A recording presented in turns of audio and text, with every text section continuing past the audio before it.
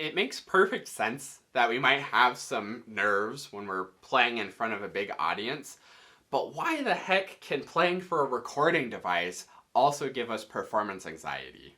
My name is Josh Gu, and I'm taking my years of experience learning, teaching, and performing, and sharing all of my best clarinet and music tips so you can get more out of your practice, and most importantly, have fun. You can learn more about all of my many resources at QuickStartClarinet.com, and don't forget to subscribe to this channel and hit the bell to get notified when I post new videos. In last week's video, I went on a whole bunch of different rants about performance anxiety in general and sort of my top tips for helping with that. But I wanted to unpack the sort of performance anxiety that happens when we're recording specifically, rather than performing in front of a live audience, and talk about how recording is different than performing but still has kind of some of the same issues. And that's my first advice, is all the stuff in the performance anxiety video absolutely applies to the performance anxiety when it comes to recording. So check that video out if you want some of my top tips for performance anxiety.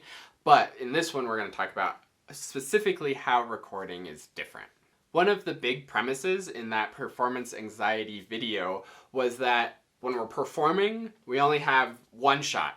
And that's all there is. We go out there, we do it, there's no going back and fixing it. And that sort of raises the stakes and causes those nerves and that anxiety to come up. But when we're recording, that's not the case. Recording, we have as many tries as we want. We can always stop the recording and restart. And yeah, maybe if you're in a recording studio and paying hourly for the recording engineer's time, then there's a little pressure to get it done sooner than later. So you're not spending extra money just trying to get more takes, of course.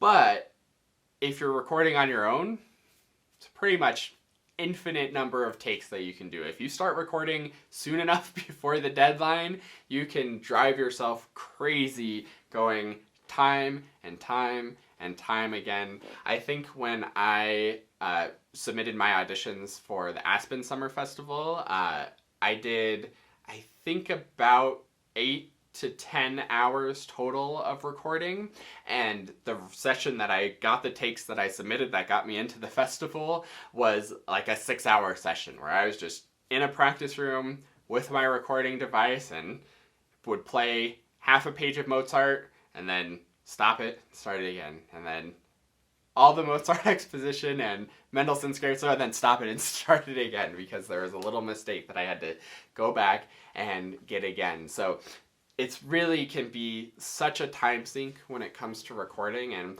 personally, I actually prefer live performance because people are a little bit more forgiving in a live performance than a recording, and you just go out there, prepare as best as you can, and do it, and then you're done with it. Whereas recordings, like I said, can be an infinite time sink.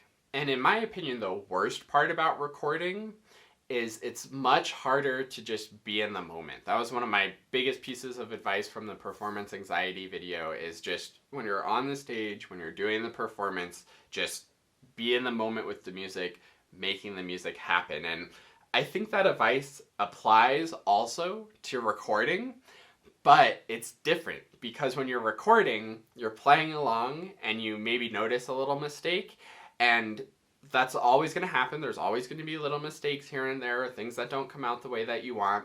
But in a live performance, you just forget about it. It's, okay, that happened, I'm moving on to the next thing. Maybe it can be like, oh, that note popped out a little bit more, so in a live performance you can quickly note like, okay, my reed's a little bit maybe softer or more responsive than I'm expecting, so I'm gonna like take it a little easier on next notes like that. Sure, that can be useful in a live performance. But in a recording, it's a completely different thought process where you have that little mistake and then you're thinking to yourself, well, should I just stop now and restart because that mistake was so big that I'm not going to use this recording? And it's that thought that is just so much more distracting and almost inevitably leads to more mistakes. The other problem with recording is we're so used to listening to highly edited recordings. One like 10-minute piece that you maybe listen to a recording of could have as much as like 200 edits and splices and different takes being put together. And we never know it. The recording technology is so incredible today that it's so easy to seamlessly overlap and switch between takes that it literally could be like 30 different performances that you're listening to in one 10-minute recording all spliced together. So it's so easy to have that perception that recordings are perfect and that people who've made these recordings are perfect because they made a perfect recording, but it's not the case at all. And it's hard for us when we're doing a recording for an audition where we aren't splicing things together, that it's so tempting to feel like you have to do it perfectly and feel like the judges are expecting perfection because you can do infinite number of takes. So it's really a tricky thing and a whole kind of different mindset that you have to go into when it comes to recording.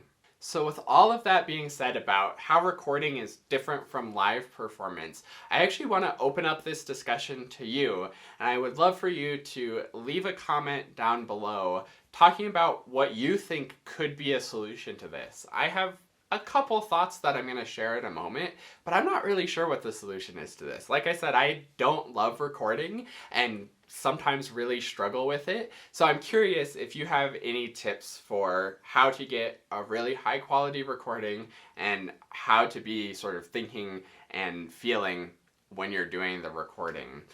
And that's kind of what I think the key is even though it is a recording and you do have to be sort of aware of if it was good and if you should stop and restart or things like that, I think it's really important to take the same advice from the performance anxiety video of last week and just be as much in the moment as possible. I found always my best recordings are when I think, okay, I don't care about making this perfect. I'm taking that stress off. I'm lowering the stakes, and I'm just going to give my best performance, the most inspired and the best version of myself that I can do right now. And I'm just going to stay in the moment and put it out there. And hopefully I remember to hit the record button. That's another frustration of recording, but that tangent aside, I think that's the key, is still to stay in the moment and convey the music just as if it was a live performance.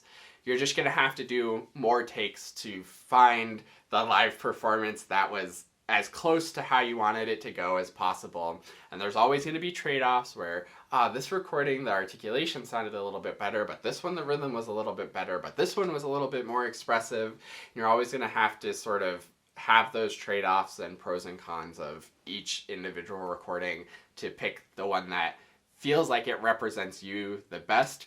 And that's maybe my final piece of advice when you're sorting through all the recordings you've done. Pick the one that feels the most authentic to how you want it to go. Don't worry about like, oh, the judges probably want to hear this, so I'm going to pick that one to make the judges happy.